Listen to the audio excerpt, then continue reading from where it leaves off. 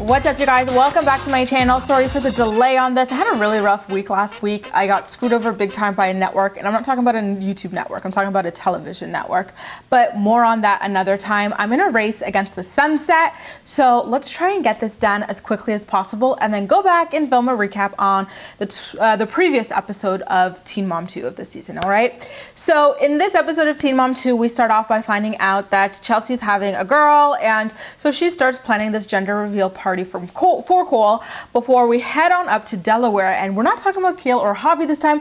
We're talking about Briana. Briana is in Delaware to see Javi, and she brought her kids, and she also brought her friend as well. And so she gets into this fight with Javi that we don't get to see on camera, but she narrates it. And then in her scene, we see her and her friend in a bedroom. I'm assuming it's a bedroom in Javi's house. And she's complaining about Javi insisting that she packs up her whole entire life and her kids' lives as well from Florida and relocate to Delaware pretty much immediately. And Brie keeps trying to tell him, like, dude, what's your rush? I'm committed to this relationship just like you are, but asking me to just up and leave my home, everything I've known for like 20 something years, and like where my kids are, where their fathers are, to live with you in a relationship that's only lasted a couple of months so far is not exactly realistic. And so she's like, Javi would not take no for an answer. He told me, I'm 25 years old. I've got my career. I've already got my kids here. I am serious about this. I don't have time to waste. Like, first of all, hang on there, buddy. 25 years old is still quite young. So there's no need for you to be in this kind of a rush, especially when you're already technically a father of two. You're biologically a father of one, but you're technically a father of two. Then your girl's got 2 kids, and here you are wanting another kid. Like, are you sure 25 is the age to have 5 kids?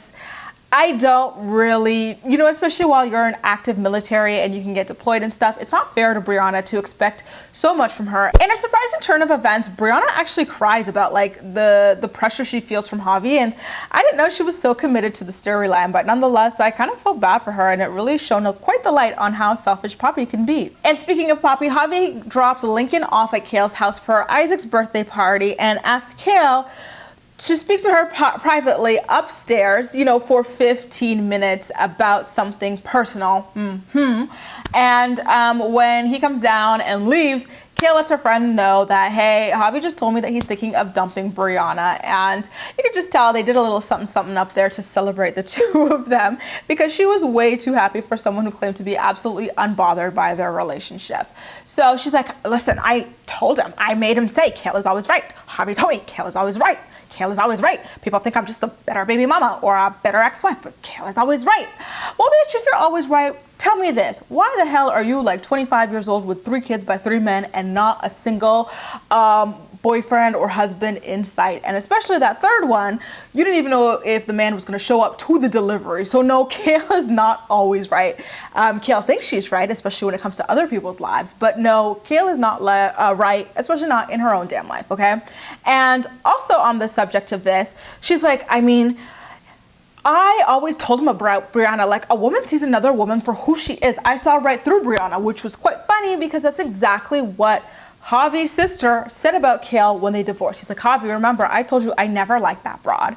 I always saw right through her. I knew what she was about. She was not genuine. And Kale even pretty much admitted as such, like multiple times on her way to the altar and after the altar as well. Like, it seemed to be a business deal for her, for benefits in the child. And, now here she is crying to all of the newspaper outlets, magazine outlets, about how her first true love is Chris.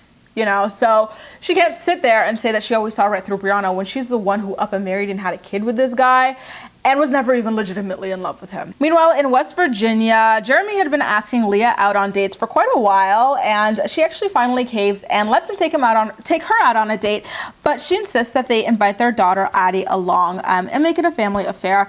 It really is quite disgusting how easily Jeremy swears in front of his young child, and she even herself has to correct him about it. And I'm like, that is just absolutely shameful. And by the way, did anyone else kind of feel a vibe that Jeremy kind of felt like Addie being there was a massive cockblock or something like that? Like, he just didn't seem all that interested in her. He never really seems all that interested in her. I think it was probably like the only way Leah could get him to hang out with Addie is to be like, all right, I'll go on a date with you, like humor him, and then bring the child, because he's just looking at that child like, man, if you weren't here, I'd be boning your mom in like 30 seconds. You know what I mean? Like, he just seems to have no interest in his kid. And it's quite pathetic, honestly. Now let's talk about Jenelle. She's got her little yellow tone makeup going on and red tone skin, but somehow she thinks she should have a makeup line, okay? But I digress. The topic at hand here is how she claims that David doesn't want to film for MTV anymore, which is quite funny because MTV just showed us what happened. He got fired because of his transphobic, homophobic tweets. And she just keeps trying to like pretend like, yeah, David didn't feel like filming today, or David doesn't feel like filming anymore. Meanwhile, fast forward to present day, and she is holding out on her contract for MTV because David insists on being there and being flown around by MTV as well. Like, David wants to be a teen mom so bad it hurts, okay? Like, we're not buying your story, Jenelle. And also in Jenelle's wonderful world of lies, she talks about how she's frustrated with her mom for having adult conversations in front of her child, which is funny because a therapist literally had to tell Dum Dum that she shouldn't be having the conversation she has about the mom, about, you know, all the dads as well in front of Jace. And now you're claiming that that's what Barbara does. Granted, Barbara does sometimes do that, you know, but it's just pot calling the kettle black here. And she also claims that Jace is starting to beg, you know, for more time with Jenelle, and Barbara's like, nope, we're gonna have to do that through a lawyer. Too bad, so sad, all of that like garbage and stuff. Like, it's really hard to believe a single word that this chick says. Like, she's just a habitual liar. So let's move along here to Brittany. Her trying to drink her little porridge or soup or whatever it was after getting her wisdom teeth removed was the highlight of my life. Her face was so hilarious, and she was high as hell off the pain pills, just like shooting up a storm with her sister. It was a really good scene. Briana tells her producer that she and Javi are no longer together because she saw a different side to him when she asked him to slow down on their relationship. She said when she started asking him to like slow down, he started like throwing in her face like her surgeries and stuff like that. Like, you know, Bri's gonna go back to Dr. Miami. Why she would do that after that botched like booty job he did on her is beyond me, but here we are. And Javi originally promised to take care of her and like be there for her and support her through it, all of that, because it's like a body surgery. It's a lot of work. And he was like, I don't want you to do that on Snapchat. I don't want you to do that so publicly. Like, let me pay for it. I just don't want you to be like putting yourself out there for you know, like that. Just think about your future, think about your family. Like, I've got a career, I've got an image to maintain, all of that stuff. Honestly, I can't agree with Poppy there, but like, you already agreed to help her. Why didn't you just like fund the thing first and keep her off the Snapchat and all of that? Because quite frankly, it is a stupid decision to go and just get yourself butchered on social media for a discount or a free botched butt job or whatever it is. It's quite stupid. The most disturbing part about all of this, and I feel stupid for not even knowing this or like realizing this, was that part of volunteering to take care of Bri was volunteering to wipe her ass after getting that butt reduction, which is like, oh, you volunteer to do what now? Like, that is absolutely disgusting, but love is truly something, y'all. So now let's head on back over to Leah's world. Her daughter Allie's teacher called Leah to tell her that Allie's been falling asleep for a while now and is complaining about feeling constant pain. And so Leah is obviously quite scared about what it could mean for Allie, and to be honest, I'm quite scared for her as well. So back to Jenelle's neck of the woods. She tries to downplay David's firing again as she drops Jace off to Barbara. She conveniently forgot to bring Jace's other bottle of pills, cough, cough. And she also refused to give Jace all of his pills. Barbara asked her, like, why are there still like this many extra pills? There should be X amount. Jenelle's like, well, I didn't give him some the other day. He was fine. Barbara's like, what do you mean? Like, he's supposed to take these daily. What are you talking about? Jenelle's like, he's fine. Don't worry about it. Not giving your kid who's got ADHD, like, his pills is not a good idea just because he seems fine for a day. It's just not a good idea at all. And it's gonna create like really bad, inconsistent habits in him in the future, and short term as well. It could cause like issues for him, you know, day to day as well, like, you know, going through withdrawal or things like that. Like, it was just really sad to see that she would do something like that to her own child and be so nonchalant about it as well. Like, what is wrong with this woman? Despite all of this, Barbara was trying to like really try to get through to Jenelle and ask her to have lunch with her or dinner with her or something so that they could talk potentially about what happened with David getting fired and stuff. And Jenelle was just really cold and short with her. She's like, no, can't, busy. No, not gonna do it. No, thank you, bye. You know, it's sad how cold she is with her mom, but I'm not gonna blame it on David because Jenelle is just always looking for a man to hide behind, you know, when it comes to her mom. Like, she's always ready to throw her under the bus. She's never been like good to her mom, and she's always allowed every man to treat her like shit as well. And, you know, David is terrible, yes, and he does isolate her from her mom, yes, but literally every single guy she's been with has done this, and Jenelle's the one who amps it up. So do I have sympathy for her? No, not at all. Back in Delaware again, Javi sits down with his sister and reveals his true thoughts about Briana being naked on Snapchat for a discount on her plastic surgery. He made a stance on the situation and their relationship as well seem a lot more open-ended, than Briana did. Remember, Briana was like, Javi insisted I move down to Delaware within like the next couple of months. He proposed to me really weirdly and insisted I like accept the proposal. He wants a kid like immediately. He told me no to the plastic surgery. Like, it was all very definitive with Bri, but when Javi explained it, he's like, you know, I just worry that we're not on the same page. She's a really short-term thinker. I'm a long-term thinker. I asked her, do you think this is something that's going to positively impact your life, the surgery on Snapchat? Positively impact your life in the long run? Or is this something you're doing for short-term gain? Remember, I'm in the military. I've got a career.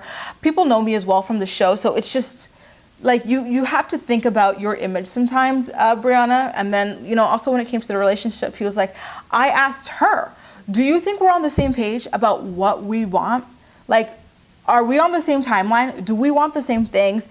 Are we going to live here or not? Like, do you think this is going to work out? Like, he made it seem like a lot of this was on Bri. There was a complete juxtaposition on like their perspectives on what ended their relationship, and it was really interesting to watch. I feel like they're both kind of embellishing some things a little bit here and there to make themselves look good or to look like the victims, all of that stuff. So the truth kind of lies somewhere in the middle. Back over in West Virginia again, Leah drops Allie off with Corey, and on the way there, she tells her, Allie, hey girl, you've got to start using your wheelchair a little more. Don't push yourself too much. You don't need to. Like, if you're tired, get in your wheelchair. It's okay. By the way, you guys, doesn't Corey have the girls more than Leah? I thought that, you know, when she was on drugs and stuff like that, he went back, got custody, like he got primary custody. I thought that was across the board, not just physical, but like in terms of medical, schooling and all that stuff. I think the kids are also in his schooling district. Leah mentioned that the bus stop is by his place. So I'm curious why the school board was calling Leah and not Corey, because Leah later relays the information to Corey and tells him, like, you know, everything that's going down there. I was like, isn't he the primary custodian of these kids or not? This really was the Javi episode of Teen Mom 2, you guys, I tell you. So we're in Delaware again, and Kale claims that she and Javi have been getting along much better ever since he broke up with Briana. Surprise, surprise. Poppy makes another appearance in her scenes when it turns out that he specifically requested to get onto her podcast and talk about his breakup with Briana. I was like, really, dude? Really? Like, when you're not selling stories to Radar or Us Weekly, you're going on your wife's podcast? Really? Okay. So they get on the podcast and Javi's trying to like calmly explain everything, and Kale just turns his whole entire segment on her podcast into like a venting session on the fact that he ever dated Briana. Like, she was so bitter and so angry. Like, it was just, all right, girl, chillax a little bit. I'm so over this love triangle thing. I'm happy that it is done. That's it from me. Guys, how shady was it for MTV to be playing a song called Drink My Wine while Barbara's scene started up next, okay? So apparently, per Jace in conversation with Barbara, David and Jenelle didn't take Kaiser out of daycare to enjoy the boat with the rest of the kids, with Jace and I believe Marissa as well, and probably Ensley also, unless Ensley was also in daycare. Like, Barb never specifically asked about her. And Barb was like, wait, why did they do that? Jace was like, I don't know. They're pieces of shit. And he spits on the ground.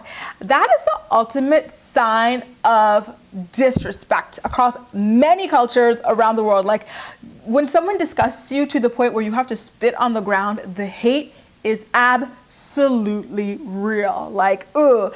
But one thing I want to note about this, and I'm going to talk about it in my recap for the previous episode as well, is that Barbara specifically called David a POS in the last episode of Teen Mom. So it's funny that now we're seeing Jace do the same thing. It's quite clear to me that she said this at least once in front of him. And that is, you know, really, really wrong. I don't support that whatsoever. You know, it's just too much for this child to be even thinking about. And especially now knowing that David is already, like, allegedly a violent person with the children, this airing on TV is not going to be good for Jace, who was already scared SHIT-less of David. Like, imagine what David's reaction was to this when he heard about it. You know what I mean? Like, you can only imagine what's going on in that house of horrors right now, watching Jace call David and Jenelle, you know, she could probably be a little bit crazy too with the kids as well, POSs on worldwide television, and literally spitting on the ground with absolute disgust over them. Like,